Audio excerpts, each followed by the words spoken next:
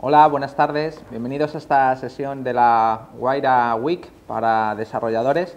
Mi nombre es Chema Alonso y estoy colaborando con Guaira en la parte tecnológica y me toca a mí daros la sesión de esta tarde antes de lanzar el reto para los desarrolladores. Y como veis, el título de la charla es All Input is Evil Until It Proves Otherwise.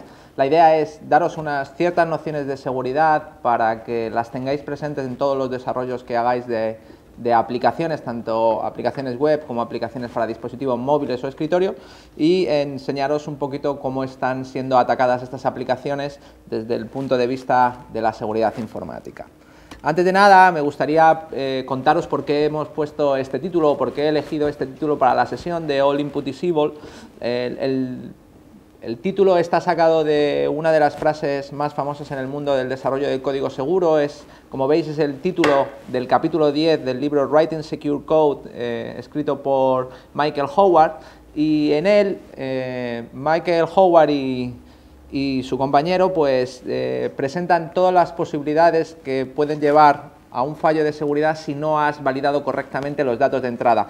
Además, no solo centrándose en los datos de entrada que introduce el usuario, sino desde cualquier punto de vista que se conecte contra la aplicación, es decir, otra aplicación que hable con tu aplicación, el sistema operativo hablando con tu aplicación, o incluso datos que puedes pensar a priori que no pueden ser manipulados, pues deben ser validados correctamente, ¿vale?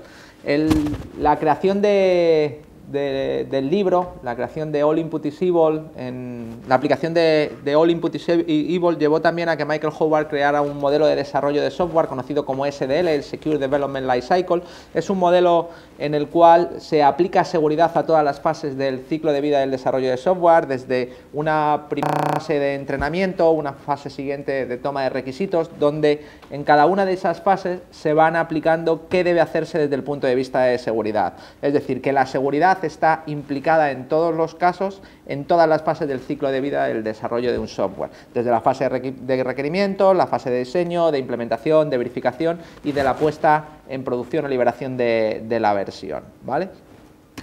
En ese caso, centrándonos en que hay que hacer un desarrollo de código seguro a la hora de hacer una aplicación de software, pues yo he querido traeros aquí lo que sería el OWASP Top 10. OWASP es el Open Web Application Security Project, es un proyecto mantenido por una comunidad de expertos en seguridad en el que se da una serie de guías y prácticas o recomendaciones que deben tenerse en cuenta para el desarrollo seguro de aplicaciones web.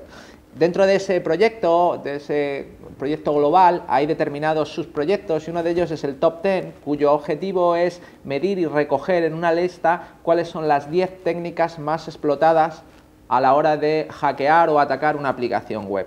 A la izquierda tenéis el OWASP Top 10 del año 2007, donde podéis ver que en primera posición estaban los ataques de cross-site scripting o los ataques de inyección en segundo lugar, y a la derecha podéis ver que prácticamente han cambiado el orden en la primera y la segunda posición, pero las técnicas de inyección de comandos del lado del servidor o de cross-site scripting o para inyectar código en el lado del cliente siguen siendo las más explotadas.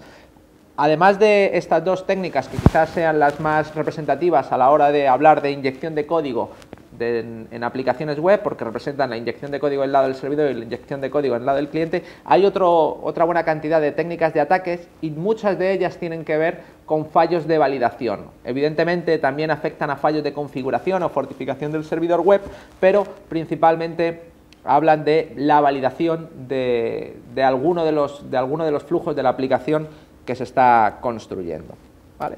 Quizá la más famosa de las técnicas de inyección, hablando de aplicaciones web, sea la técnica de SQL Injection, que fue publicada en el año 1998. Como veis, han pasado ya una buena cantidad de años y, sin embargo, a día de hoy todavía nos encontramos con que aparece en un montón de aplicaciones web. Hay que decir que la industria ha estado trabajando durante muchos años en crear tecnologías que no sean vulnerables a técnicas de SQL Injection, pero a día de hoy todavía nos estamos encontrando proyectos en los que la consulta a bases de datos se hace por medio de construcción insegura de consultas SQL, tal y como veis aquí.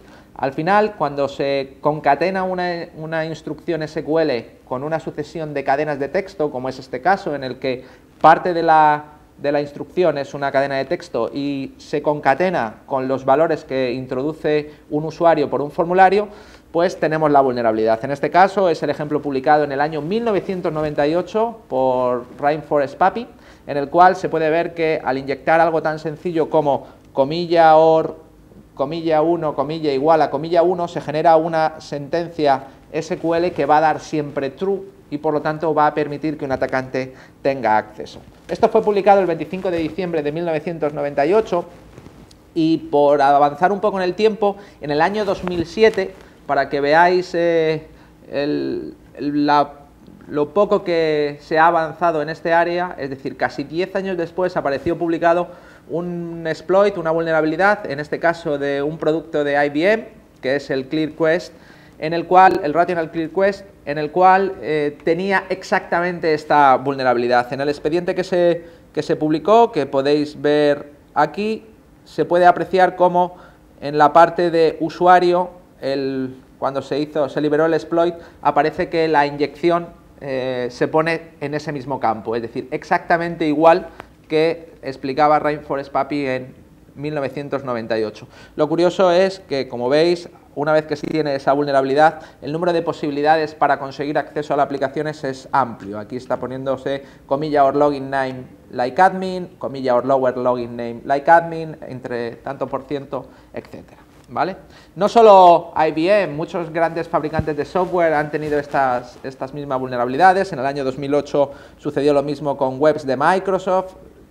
Podríamos citar las webs de Apple o fabricantes de software de seguridad, etcétera, en las que, como veis, los parámetros de entrada no están validados correctamente y conllevan a la generación de una vulnerabilidad de seguridad que en algunos sitios termina en un defacement, como este caso famoso en el que pues, pusieron la foto de Bill Gates en uno de los sitios de Microsoft, con la foto del famoso tartazo a la salida de Bruselas. ¿Vale? Las técnicas de inyección han ido modificándose a raíz de que, a medida que los programadores han ido fortificando o validando datos de entrada en diferentes puntos de la aplicación. Inicialmente empezamos con los ataques de SQL Injection en el formulario de login, pero luego estos ataques fueron modificándose a cualquier otro parámetro, parámetros alfanuméricos utilizando la comilla, parámetros numéricos utilizando simplemente un espacio para inyectar el código. Estos ataques en los que el programador extrae los datos mediante la inyección de una consulta SQL que amplía el número de resultados de la misma son lo que se llaman los ataques inbound, y en la misma página web que el programador está utilizando para representar los resultados, el atacante sacará esa información. Pero después hay ataques outbound, en los que no se va a extraer el dato por la misma página web, sino utilizando los mensajes de error que generan o bien la base de datos o bien la aplicación, que no están siendo controlados correctamente por el desarrollador. Así es fácil buscar en Google y encontrar sitios en los que, como veis ahí, en la misma caché de Google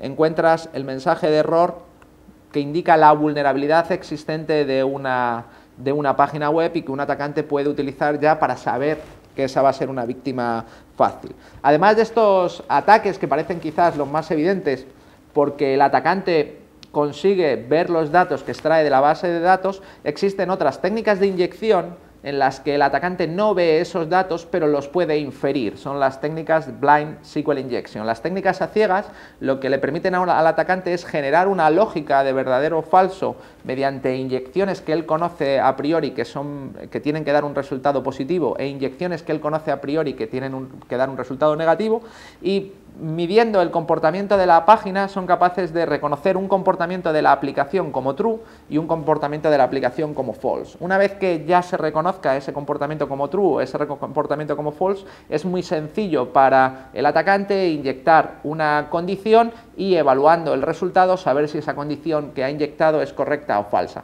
Así podría hacer algo tan sencillo como preguntar si la primera letra de la contraseña del administrador es una letra A. Si el resultado que se obtiene es el comportamiento para la condición correcta, pues sabremos que la A es la letra de la contraseña.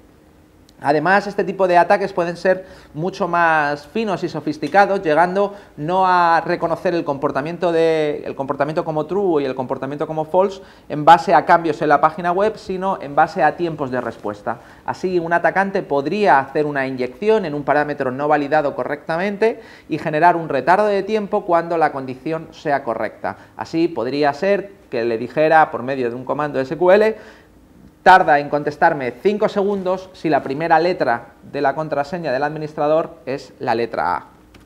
¿Vale? Este tipo de ataques pueden ser todavía mucho más evolucionados. Permitidme que anime esto para que lo podáis ver correctamente. Ahí está. Y pueden llegar a utilizarse el propio sistema operativo u otras aplicaciones para hacer el ataque. Yo siempre cuento este ejemplo que fue publicado por David Litchfield, uno de los investigadores que más ha trabajado con las técnicas de SQL Injection, en el que se demuestra que se puede hacer una inyección, en este caso en un servicio que está tomando la fecha del sistema, a través de datos pedidos al sistema operativo. Así, como podéis ver, en la parte de arriba tenemos un primer procedimiento, que es un procedimiento que está lanzando una consulta construida de manera insegura porque está concatenando la fecha con un string y que este string se va a ejecutar. Como vemos aquí, execute immediate el statement.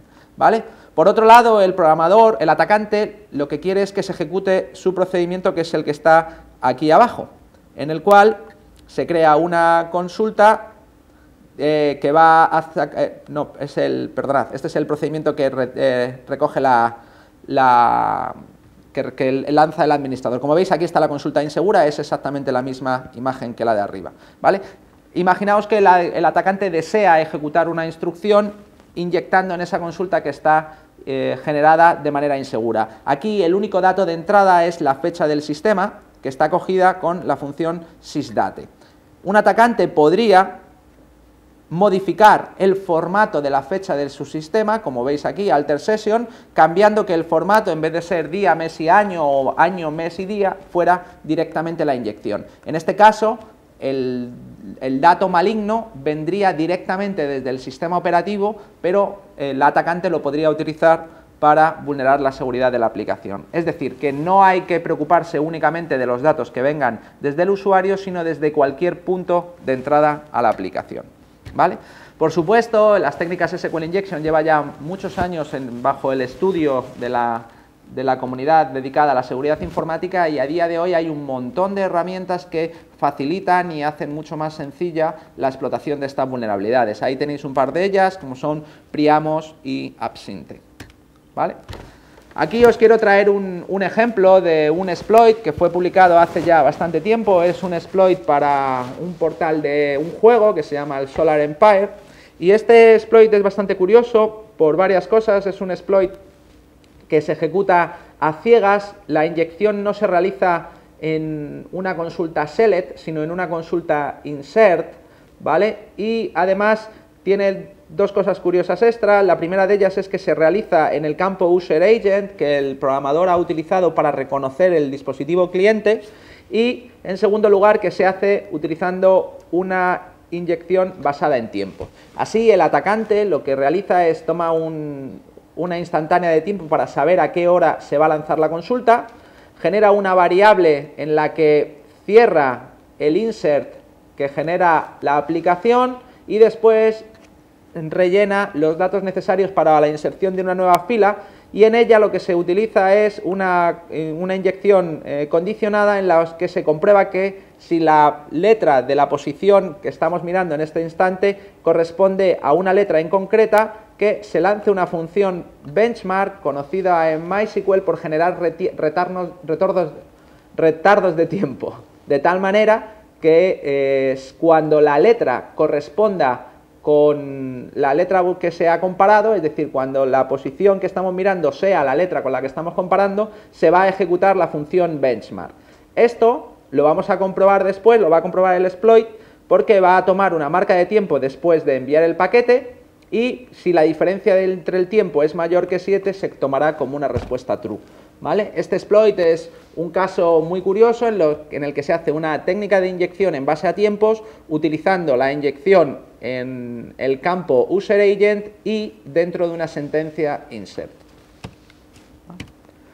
Las técnicas de inyección no solo tienen que ver con el lado del servidor, hemos hecho un pequeño recorrido de lo que serían las técnicas SQL Injection, pero también del lado del servidor pues tendríamos las técnicas LDAP Injection o XPath Injection o incluso inyección de comandos, ¿vale? Pero quizá las otras que tienen más importancia son las técnicas de inyección de comandos del lado del cliente, es lo que se llaman las técnicas de cross-site scripting. En este caso el atacante no busca vulnerar la seguridad del servidor, sino vulnerar la seguridad del cliente, que a posteriori podría dar con la vulneración del servidor. En este caso, el atacante busca inyectar código en parámetros que son recibidos por la aplicación web, pero que son entregados directamente al usuario donde se ejecutarán. Y es allí donde se podrán tener efecto. Hay que tener en cuenta que al ser entregados por el servidor al cliente, van a estar dentro del mismo contexto de seguridad y podrán acceder al 100% de los datos que haya en la sesión del cliente, dando lugar a un montón de ataques distintos. El primero y más sencillo de los ataques de cross-site scripting es el del cross-site scripting reflejado. En este caso, la inyección va en un comando, en un parámetro que va dentro de la URL, un parámetro que va por get, y que el servidor va a devolver íntegramente al cliente, ya sea por medio de un campo escrito en un document write o como un valor en un formulario o como sea. El atacante va a poder inyectar ahí un determinado código script para modificar el comportamiento que va a tener la página web en la máquina del cliente. Así, un caso famoso y muy sencillito es el ejemplo típico del ataque de cross-site scripting reflejado en el campo de buscar. Este fue un caso muy famoso porque el campo de buscar en el formulario de búsqueda de la página de la Presidencia Española de Europa 2010 pues era vulnerable a cross-site scripting. Esto fue utilizado para hacer un ataque de cross-site scripting muy sencillito en el que únicamente se mostraba la foto de Mr. Bean tan famosa, como veis ahí, y generaba una apariencia graciosa a la web. De hecho, no ejecutaba un código script, era más un HTML injection porque estaba inyectando solo código HTML injection, pero fue enviado masivamente a muchos periodistas que cuando hicieron clic en el enlace y vieron que aparecía Mr. Bean, pues generaron un montón de artículos en internet y en la prensa. Esto generó un impacto muy negativo en el marketing del proyecto de la Presidencia Española de la Unión Europea, que además estaba focalizado en las nuevas tecnologías. Por otro lado, se pueden hacer ataques persistentes. En un ataque persistente de cross-site scripting, los datos que el atacante inyecta para que sean visualizados en el cliente se almacenan de manera permanente dentro del repositorio de datos de la aplicación, de tal manera que se envía el dato, se inyecta al servidor y el servidor en el futuro, cuando un cliente lo solicite, le mostrará ese código. Ese código puede hacer cosas como robar las cookies de sesión de los clientes, o modificar el aspecto para hacer un phishing, cambiar el comportamiento y robar las credenciales para enviarlas a otro servidor, o incluso para distribuir malware, haciendo que el cliente, cuando se conecte a la página web, reciba un código JavaScript ofuscado que cargue o que ejecute remotamente un exploit desde un servidor controlado. Así, por ejemplo, este código que tenéis ahí es un código ofuscado de un kit de explotación que, bien por un ataque de SQL Injection que modifique la base de datos de la aplicación web, bien por un cross-site scripting permanente, lo que hará es, en el momento que cualquier cliente se conecte a esa página web, le lanzará un exploit desde un servidor remoto para, en este caso, instalar malware. Este fue un código inyectado, por ejemplo, en la página web del Servicio Postal de los Estados Unidos. Vale. Los kits de explotación hoy en día son muy avanzados y muy sofisticados. Este es uno de los más famosos, se llama Black Hole, es de origen ruso y están pensados para, ya sea el cliente web que realice la petición, evaluar cuál es el exploit más adecuado para vulnerar la seguridad de ese cliente. Si el cliente tiene una vulnerabilidad no parcheada, la infección será totalmente silenciosa y se le mostrará, el cliente no verá nada y será infectado, pero en el caso de que esté totalmente actualizado hasta la última versión, se realizan ataques de ingeniería social solicitando al cliente que acepte la ejecución de un determinado programa. Este tipo de ataques, cuando se realizan por medio de un fallo de seguridad, ya sea de SQL Injection o de Cross-Site Scripting de una página web, pueden generar muchos problemas a un determinado proyecto, ya que hay, por supuesto, pérdida de confianza de los clientes, pero también conlleva el baneo y el bloqueo de las direcciones IP, de las web, de todos los servidores de Internet. Así, por ejemplo, puede ser retirado de Google o puede estar bloqueada la dirección IP, evitando que ningún cliente se conecte a la web del proyecto. ¿Vale? Por supuesto, los ataques de cross-site scripting también pueden ser utilizados para ejecutar acciones automáticas dentro de una intranet. Si estuviéramos hablando de una vulnerabilidad de cross-site scripting que se diera en la zona privada de una aplicación, una persona desde fuera podría forzar a que el usuario de dentro pues aprobara un determinado contenido o que tomara alguna decisión de negocio, etcétera. Esto también se puede dar en los correos electrónicos que se visualizan a través de la web. Un ejemplo sencillo es si el cliente de correo electrónico web es vulnerable a ataques de cross-site scripting, un atacante podría enviar un mensaje como el que se puede ver aquí, en el que se inyecta un código de script y el cliente, cuando visualiza ese mensaje, se le ejecutará. Esto podría ser utilizado no solo para ejecutar el comando, sino para, por ejemplo, volver a ejecutar una acción y enviar correos automáticamente. Esto lleva a gusanos que se han ejecutado a través de servicios de correos web de manera automática. Este caso que yo os he contado con un correo web ha sido utilizado, por ejemplo, para atacar a Twitter. Twitter fue tumbado por una vulnerabilidad de cross-site scripting que se reproducía entre todos los contactos, de tal manera que cuando una persona visualizaba un tweet infectado desde la página web, como se ejecutaba el código cross-site scripting, ese mensaje automáticamente enviaba a todos los contactos un tweet con el ataque, de tal manera que hubo un gran gusano en Internet con Twitter a base de vulnerabilidades de cross-site scripting. Además, estas técnicas han ido siendo cada vez más sofisticadas, dando evolución a cosas tan curiosas como el clickjacking. El clickjacking no es nada más que una modificación o una especialización del cross-site scripting para realizar, mediante un ataque de ingeniería social, un robo de los clics, forzando a un usuario a tomar acciones a pesar de que él no lo sepa. La idea de los ataques de clickjacking es que dentro de cuando un usuario es infectado con un cross-site scripting, se le va a meter en una capa transparente la aplicación que el atacante quiere que el usuario maneje sin darse cuenta. De tal manera que en el origen lo que se hacía es meter dentro de una capa transparente, por ejemplo, la página web de Facebook.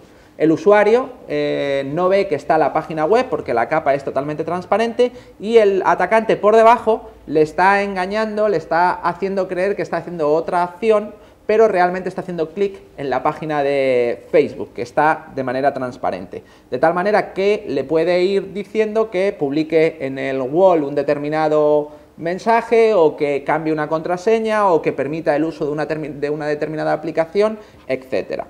Para evitar esto, la industria generó, por ejemplo, variables como las X-Frame Options que evitan que una aplicación se pueda meter dentro de un navegador, y cada vez que se desarrolla una aplicación web se intenta evitar que sea iframeable, ¿no? O que se pueda meter dentro de un iframe. Yo aquí os he traído un vídeo, es un vídeo clásico de un clickjacking con la webcam. La idea es que, como veis aquí, es un jueguecito en el que el usuario cree que realmente está haciendo clic en un botón, ¿vale? Pero encima de ese botón, encima de lo que el usuario está viendo, hay una capa en la que se ha metido la configuración de la webcam. De tal manera que el usuario cree que está jugando con el botón, pero lo que realmente está haciendo es configurando para que se active la webcam y le grabe. De todos esos clics que el usuario está haciendo, como veis ahora se ha grabado la cámara, de todos esos clics que el usuario está haciendo, en este caso es una técnica de las primeras que se creó, algunos están dando justo donde el atacante quiere que haga clic. Hoy en día ya son mucho más elaborados y no hace falta robar solo algunos clics, sino que se hace que la capa sea de 1 por 1 y que siga al puntero del ratón, así siempre se le están haciendo. Ahora podéis ver cómo se ve en transparente por detrás la capa de configuración de la web, y el atacante está dando clic, está moviendo el botón de clic en determinados sitios hasta que lo pone en lugares donde le interesa. Así el usuario acaba de permitir que se active la cámara, le ha pedido confirmación y el atacante le ha vuelto a pedir a aceptar la confirmación. Ahora mismo tiene que volver a hacer clic en la parte de aplicar y con un clic más ya el atacante habrá conseguido robar los clics suficientes para visualizar la cámara. Eso es. ¿Vale? Bien, a la hora de proteger el cross-site y los ataques de cross-site scripting hay que tener en cuenta que cualquier dato de entrada puede ser en cualquier parámetro de entrada puede venir el ataque, ¿no? Este es un caso muy curioso en el que el cross-site scripting venía en el campo HTTP referer. ¿Por qué? Pues bueno, pues porque hay una página de estadísticas en la que se está cogiendo información de cuál es el valor en referer, y ese valor se está mostrando después a un determinado usuario en su página de estadísticas, y el atacante lo puede utilizar para robar la cuenta de las estadísticas, del sitio donde está gestionando las estadísticas la aplicación web. ¿Vale? No solo este tipo de ataques son los que se hacen, hay muchas variaciones de ataques client-side con cross-site scripting y de servidor con SQL injection, LDAP injection, XPath injection, etcétera, sino que hay otros en los que directamente se mete la shell. Se mete una interfaz de comandos creado como una aplicación web. El primero de ellos es el Remote File Inclusion, porque las aplicaciones PHP, entre otras cosas, permiten la inclusión de comandos PHP desde servidores remotos. Así, como podéis ver, si una persona desarrolla una aplicación web en la que carga con una variable como la que veis ahí, la variable page, los datos desde un sitio cargado por un parámetro get, por un parámetro como veis ahí por get, y realiza la inclusión, pues el atacante podría sustituir el nombre de esa página por un archivo situado en un servidor remoto controlado por el atacante que realmente tuviera una interfaz de comandos desarrollado en PHP, como el que veis ahí donde se ve el comando. Estos están colgados por internet, preparados para utilizar, como yo he traído por ejemplo uno aquí. Esto sería una shell en PHP que está colgado en una determinada URL, y como veis pues hay un montón de código pensado para que el atacante pueda ejecutar programas desde el servidor que realiza el include del comando, ¿vale? Esto se sofistica mucho más con la subida de web shells. En este caso ya no estamos hablando de un ataque de RFI donde se pone un parámetro, sino en el que se está subiendo un fichero, típica aplicación en el que se solicita la subida de una fotografía, o que se solicita la subida de un currículo, o la subida de cualquier fichero. Si no está correctamente validado el tipo de fichero que se está subiendo a la aplicación web, un atacante podría subir un programa en PHP o un programa en el lenguaje de programación que esté utilizando en el servidor, especialmente creado para gestionar toda la aplicación. Esta, como veis, es una web shell, ¿no? Una interfaz hecho en PHP que permite pues ejecutar programas, mover archivos, quitar archivos, etc. ¿Vale? Por supuesto, no solo cuando el usuario entrega los archivos desde el cliente al servidor, sino cuando el servidor entrega los archivos desde el servidor al cliente. Ahí hay que tener cuidado porque los atacantes también pueden manipular los parámetros para modificar el tipo de archivo que se quiere descargar del servidor. Así, si hemos hecho un módulo en la aplicación web que está pensado para descargar archivos PDF, podría ser especialmente manipulado el parámetro donde se indica el nombre del fichero para que nuestra aplicación acabara devolviendo no solo ficheros PDF, sino también los ficheros de contraseñas, las aplicaciones PHP con el código fuente completo o la SAM del sistema Windows. Además, en el caso de que estemos manipulando aplicaciones con código HTML, hay que tener en cuenta que hay otra serie de técnicas que están utilizadas para atacar a la aplicación y que se basan íntegramente en el envío de datos HTML. Así, por ejemplo, una de las más famosas son los ataques de Cross-Site Request Forgery, que fueron publicados en el año 2007, en los que se hace uso de parámetros como el parámetro src de etiquetas HTML como imagen, como la etiqueta IMG, en el cual se puede colocar en lugar de una fotografía llamada a un programa. Esto es porque desde el inicio el parámetro IMG ha permitido que las fotografías fueran entregadas desde aplicativos. Si no se controla, si dentro de nuestra aplicación la llamada a partes de la aplicación no están controladas, que se hayan hecho de manera manual, es decir, si se pueden hacer de manera automatizada, un atacante podría realizar algo similar a un cross-site scripting, pero por medio de una imagen, es decir, haciendo un ataque de cross-site request forgery. El primero de los ejemplos que se creó para demostrar esta técnica fue por medio de Gmail, de tal manera que una determinada persona recibía un correo con una imagen cargada y se producía un ataque de cross-site request forgery que atacaba o explotaba una determinada función como si lo hubiera hecho el usuario.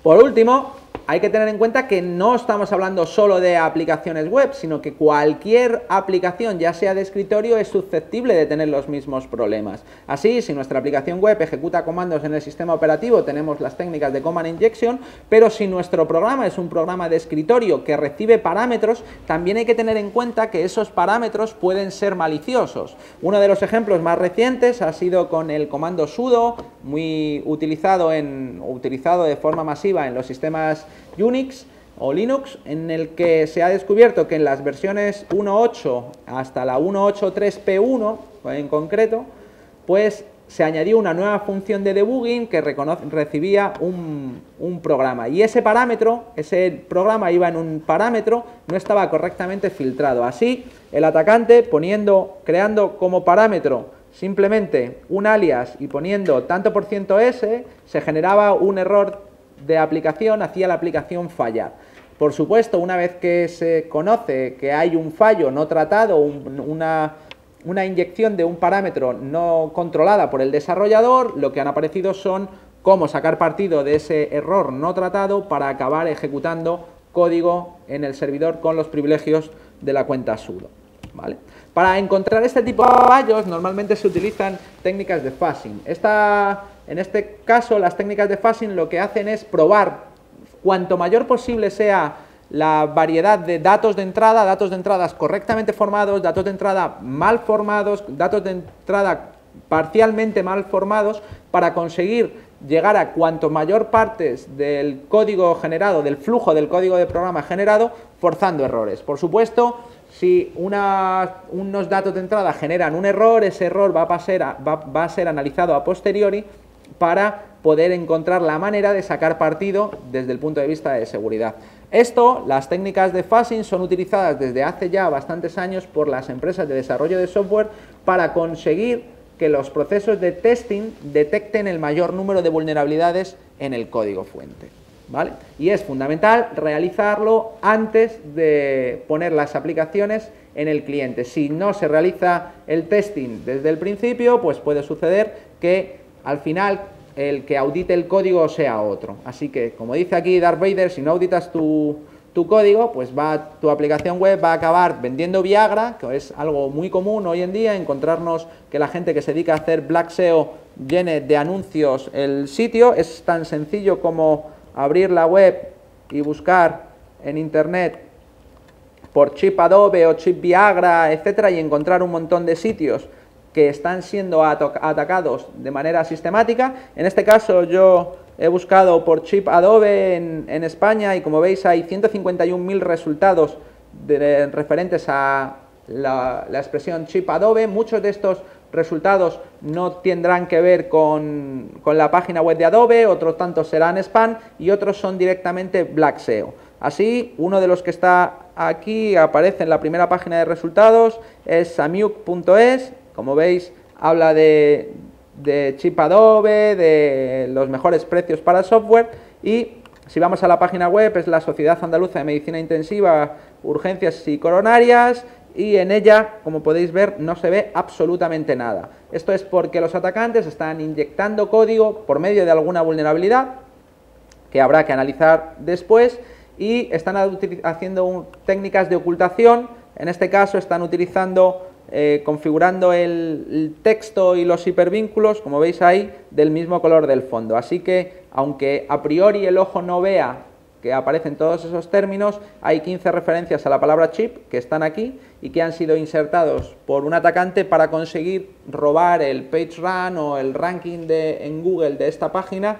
en pro de estos sitios. Pero no solo el Viagra y el software afecta a sitios españoles, sino que se hace por todo el mundo. Este es un caso que se hizo muy popular, es el laboratorio de cohetes de propulsión de la NASA, en el que, bueno, pues podéis ver cómo las técnicas de ataque son cada vez más elaboradas. En este caso se están dando de alta noticias para no solo generar posicionamiento, sino generar posicionamiento del bueno, ¿no? Generando referencias como si hubieran sido noticias creadas por los ingenieros del laboratorio de la NASA. Este tipo de ataques puede ser utilizado para cosas mucho más peligrosas, como el espionaje industrial. Así, ya hemos tenido casos como la Operación Aurora, en el que grandes empresas se ven envueltas en casos de espionaje industrial. La Operación Aurora se conoce así porque Google en China estuvo siendo vigilado por medio de unos troyanos que, una vez analizados, pues aparecía que tenían el texto Aurora SRC dentro del código fuente, y que bueno, pues al analizar el código pues se veía que utilizaba funciones criptográficas que solo estaban en chino, como es esta, y pues lo que supusieron en Google es que estaban siendo investigados por el gobierno chino, lo que les llevó a que temporalmente sirvieran las páginas web a China desde Hong Kong, ¿vale? Así que si tú no auditas tu código, otro lo hará por ti. Os dejo aquí el famosa tira de prensa de XKCD con Bobby Tables, en la que le llaman a la mamá de Bobby preguntándole si su hijo realmente se llama Robert, comillas, cierro paréntesis, punto y coma, drop table, students, punto y coma, guión, guión, y la mamá le contesta, así le llamamos el pequeño Bobby Tables, y que le dicen desde el instituto, bueno, pues que sepa que hemos perdido un montón de registros, y la mamá le contesta, bueno, yo espero que hayas aprendido a que tienes que sanitizar tus consultas o que debes filtrar correctamente los parámetros.